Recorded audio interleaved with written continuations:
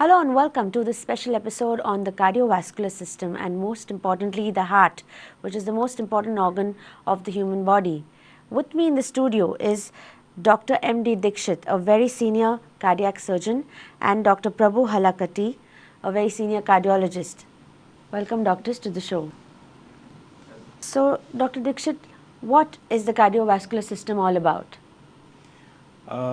Cardiovascular system, as the name indicates, it consists of cardiac, that is the heart, and the vascular system is the heart. When it pumps the blood through the blood vessels, it reaches each and every organ in the human body. Right. So the entire system is called as the cardiovascular system.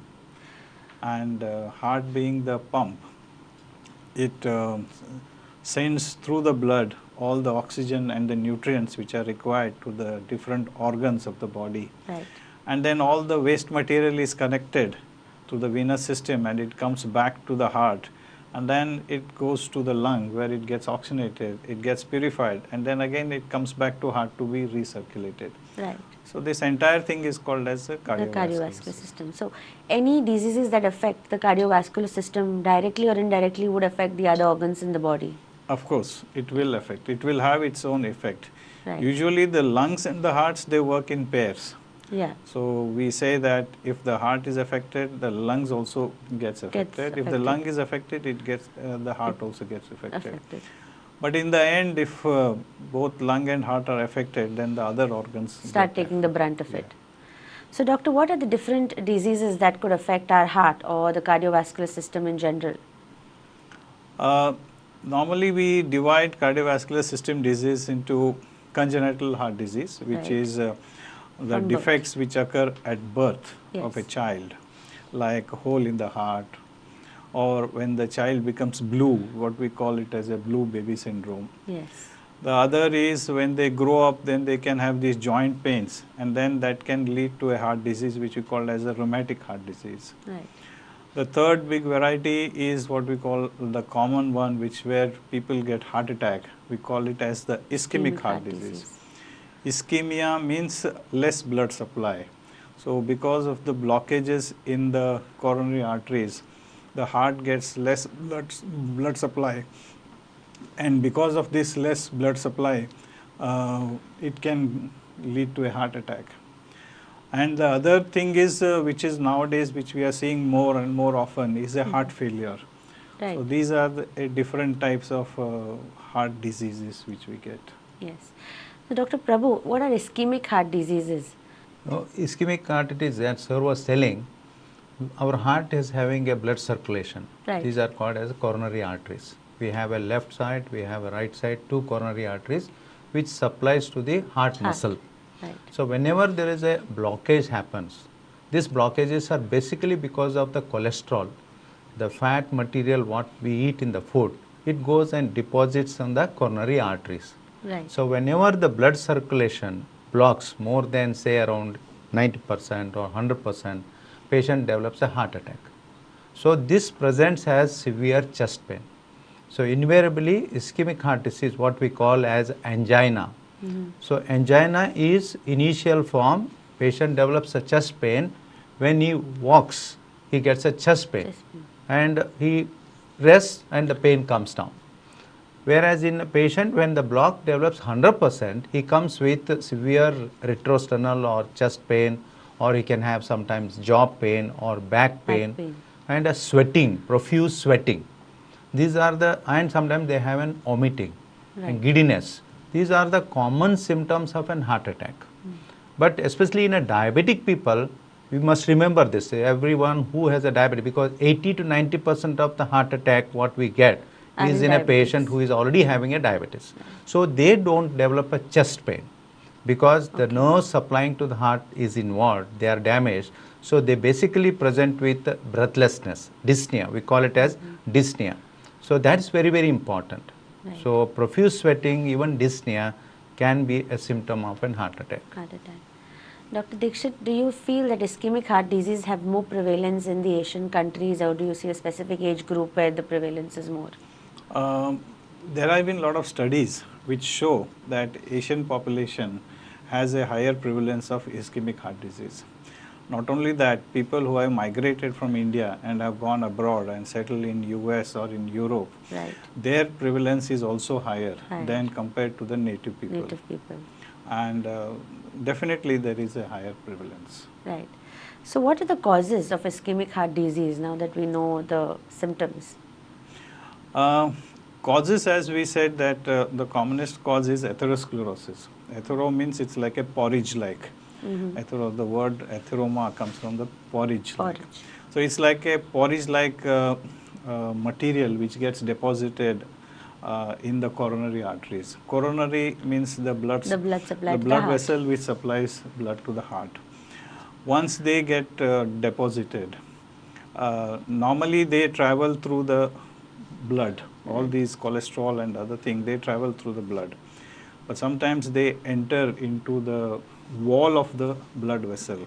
And once it gets into the wall of the blood vessels, it creates a sort of inflammation, a sort of reaction, which leads to accumulation of lot of material there. And this protrudes into the lumen of the blood vessel, obstructing the flow. Right. So that leads to the heart attack. Now, what causes this atherosclerosis to happen is little different material. We normally say that nobody knows why it happens. Okay. But we always say that there are some risk factors which could lead to which developing increases the prevalence of these heart attacks or ischemic heart disease. Right. Now, one of the thing which is the commonest is the smoking. Now, invariably, if we want to prevent heart disease, we always say you have to stop smoking. Right. The second one is the incidence of diabetes, Yes. then hypertension, obesity. Nowadays, most important thing is sedentary lifestyle, not Right. exercising, sitting in one place. So this is also a disease now. Right. Then having high cholesterol.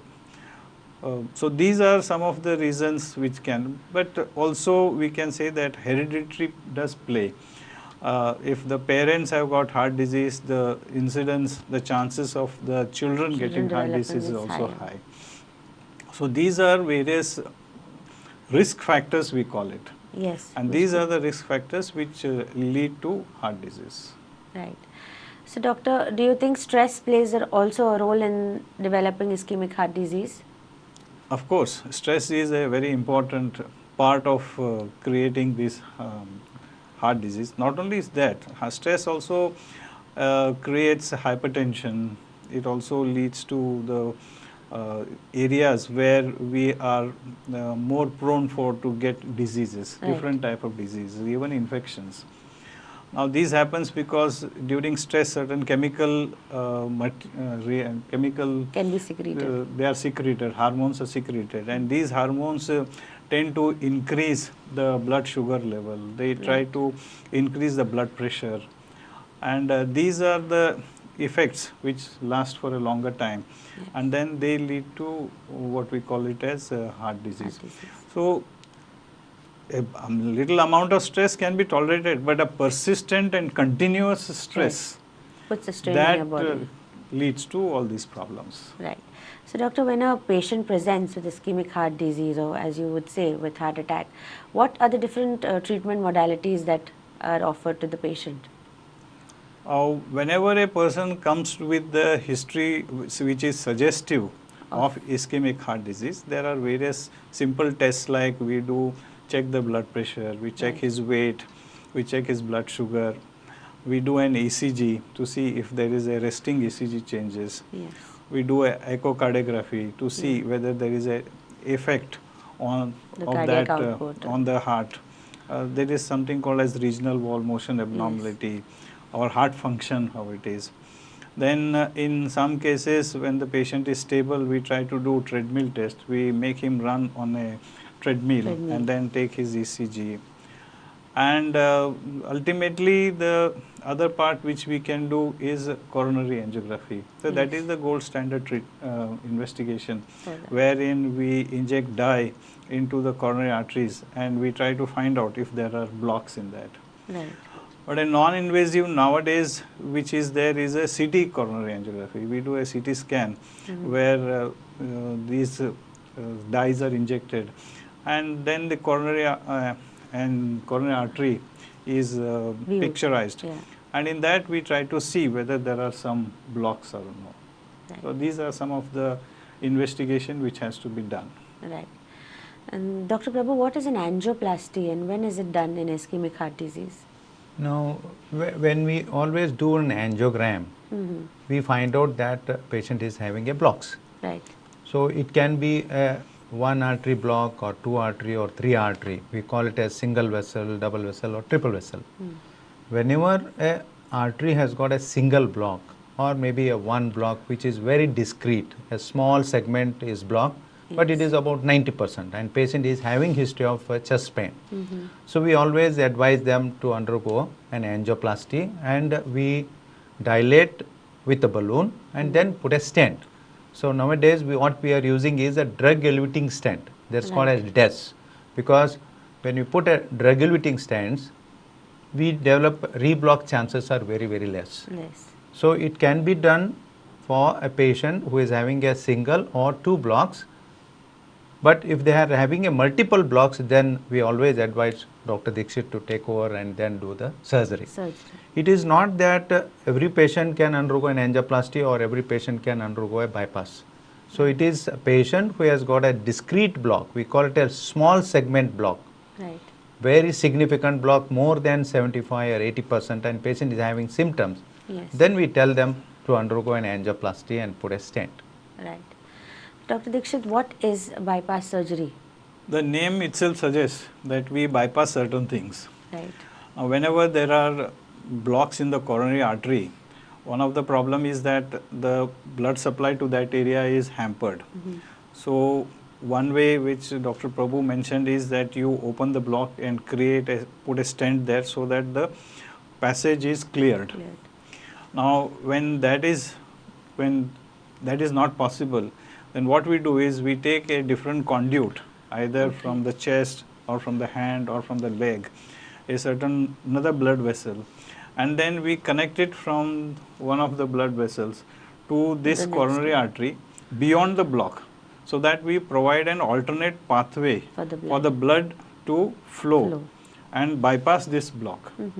So whenever there are multiple blocks, we do multiple bypasses. So this is called as bypass surgery. So that is offered only to patients who have more than 2 or 3 blocks? Yes, normally. Right. But doctor, could it be a scenario where a patient already has undergone angioplasty, has developed blocks and then has been offered a bypass surgery? Could that happen also? So one of the things we have to understand is ischemic heart disease means that it is, if we do not take care of the risk factors, it is only going to progress. Now any procedure done, either a stent or bypass surgery, it is a palliative, it is not a curative. You understand? Unless you take care of your diabetes, take care of your hypertension, take care of your weight, take care of your diet, take care of your stress management, then only the disease can be controlled. Otherwise it is only going to progress. And that is why it doesn't mean that once you undergo bypass surgery, undergo a stent, that means you can do whatever you want. Right. You know, that is the time when you have to really look at your life and start modifying your lifestyle. And that lifestyle modification is important. Maybe about 10 to 15% of the people who undergo stent or who undergo bypass surgeries, they need another type of intervention later in life. It does happen. Right. We have seen people who, go back to their smoking, who go back to their sedentary lifestyle, who initially do it for about 3 months, 4 months or 6 months, and then they slip back into their old life. These are the patients who come back to us with problems. Right. Dr. Prabhu, what would you recommend as post-angioplasty care to your patients? My patients, when they have already undergone an angioplasty and stent, I always tell them that first important is the drugs which he is taking. Because there are some blood thinners in that particular medications. So because if they even stop for a day or two, then the stent can occlude and form a thrombus there. So the most important is continuing a medications without skipping it regularly. Yes. That's a one important aspect. And then control of their blood pressure, diabetes, and a regular exercise. And I always stress them, all my patients, to relieve their stress, do an yoga and pranayam. That's also very, very important things. So medications are important, control of their risk factors, what sir was telling, we must stress on that. And regular, every person who has undergone either not only just bypass or angioplasty, they must have a walk for minimum 45 minutes regular. It can be a brisk walk, it can be a regular walk, but they must walk for 45 minutes along with doing a yoga and pranayam. Yes. Dr. Dixit, what would you advise your post-CABG or your post-bypass patients? As we mentioned, taking medicines is very important. Right. They should not skip those medicines. Initially, after surgery, when they go back home, we tell them that they should stay in the house for 2 weeks, and after 2 weeks they can go out, they can move around. They usually get back to their work in 3 to 4 weeks. Because we cut this bone takes about 3 months to heal. So we tell them not to lift up weight, avoid injury, avoid driving, because sometimes you can hit the steering wheel. Right. So we avoid all those things and control their risk factors. Make sure that their cholesterol and their diabetes and their weight, everything is under control. And they go for a regular walk. So if they keep doing this, they should be fine. Now what happens is with the advent of minimal access surgery, where we take a small incision and do a bypass surgery and all, they return back to work very faster. Yes, that was my next question. Can they go back to their normal life after a bypass surgery? They definitely, almost, they have to go back.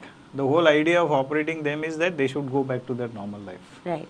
So they should feel that, they should understand that it is one step that they should get back to their normal life as early as possible. People who go back to their normal life as early as possible are the one who get benefit of these bypass surgeries much more than those people who still remain patient in spite of being operated.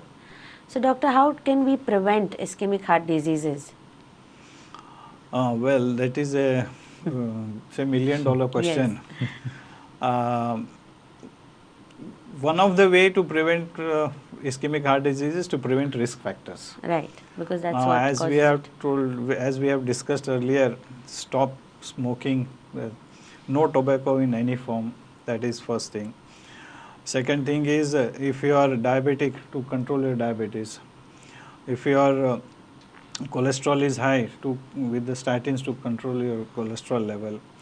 Regular exercise, walking for about 45 to 60 minutes regularly is very important. Controlling stress is important. Above all these things, what we find nowadays, there is a lot of work going on in these areas. The most important thing that people say is their diet. Yeah.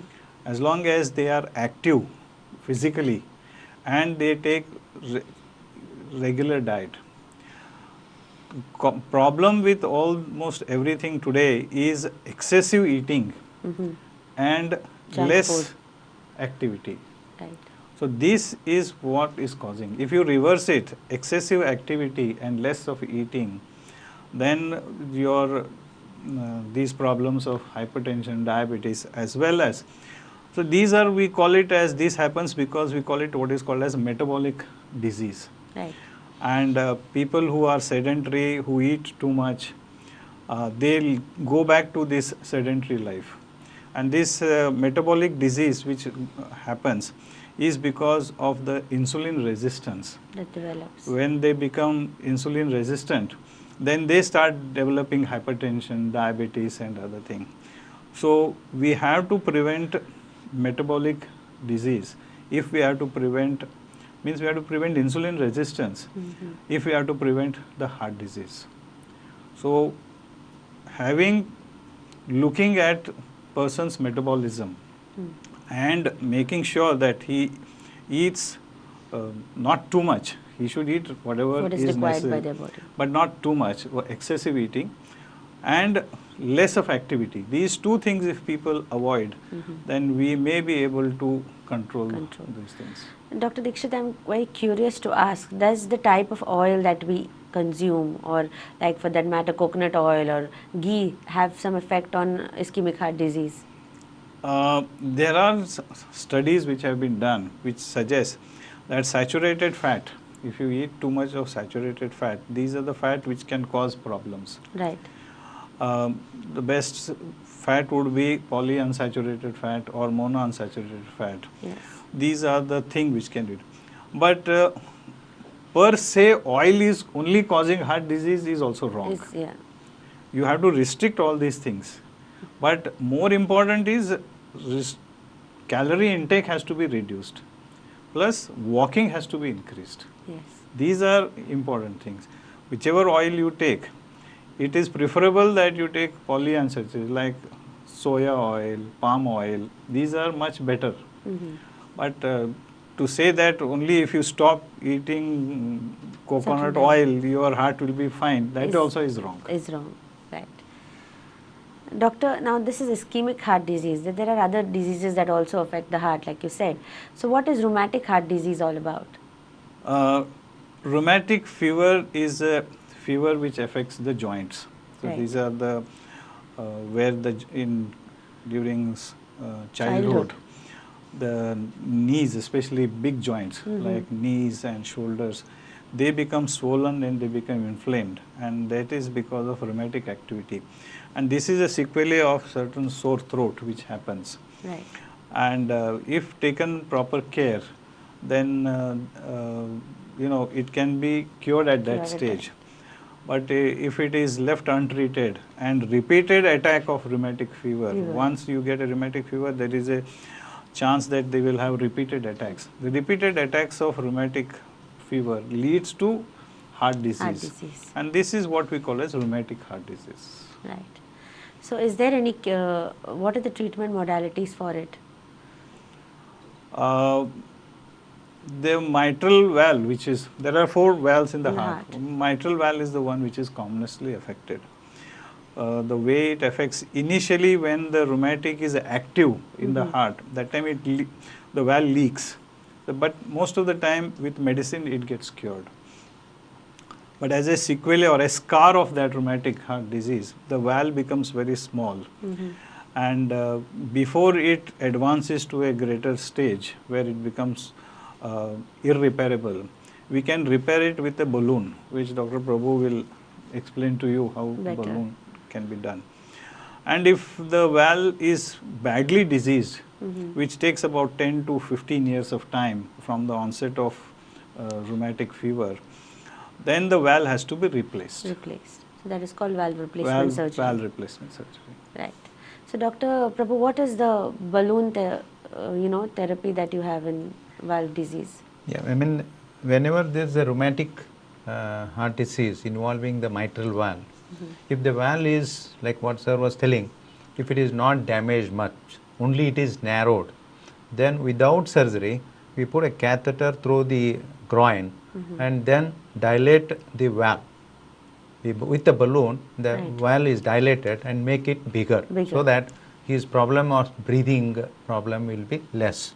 But for this also, all these people have to take a medication which is called as Penidur injection.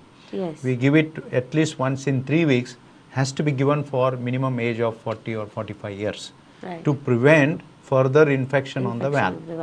Otherwise, they can come back again with a bad damage on the valve, restenosis or valve leakage. So that time they may have to go for a valve replacement. Right. Dr. Dixit and Dr. Prabhu, what would be your take-home message to our viewers on the heart diseases, mostly the ischemic heart disease that affects a big population of India? My take-home message would be, always remember you got only one heart. Right. You understand? You have to take care of it. If you don't take care, who will take care? It's not in a pair.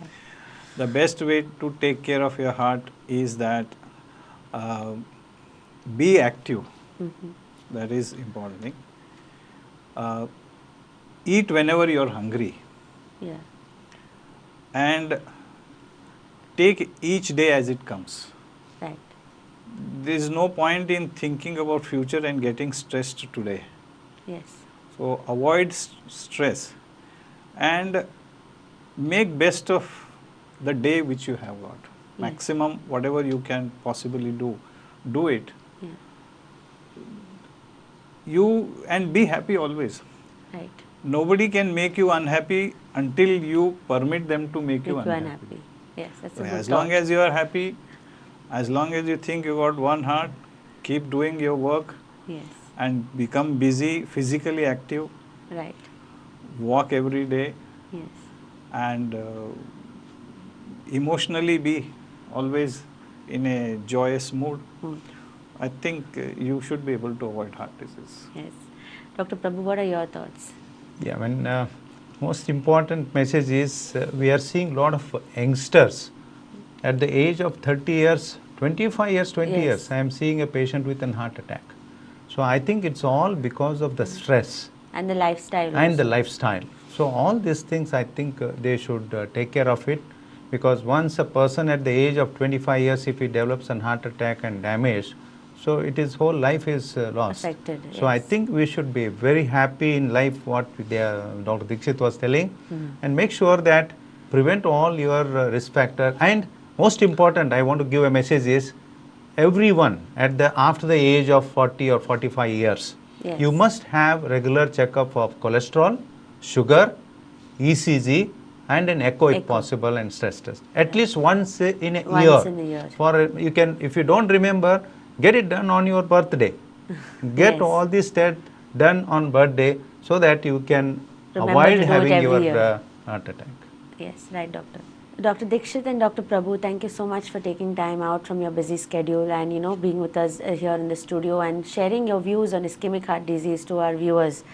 Dr. Dixit and Dr. Prabhu are both available for consultation at Arihant Hospital in Belagavi, and they are also available in Goa every month for consultations.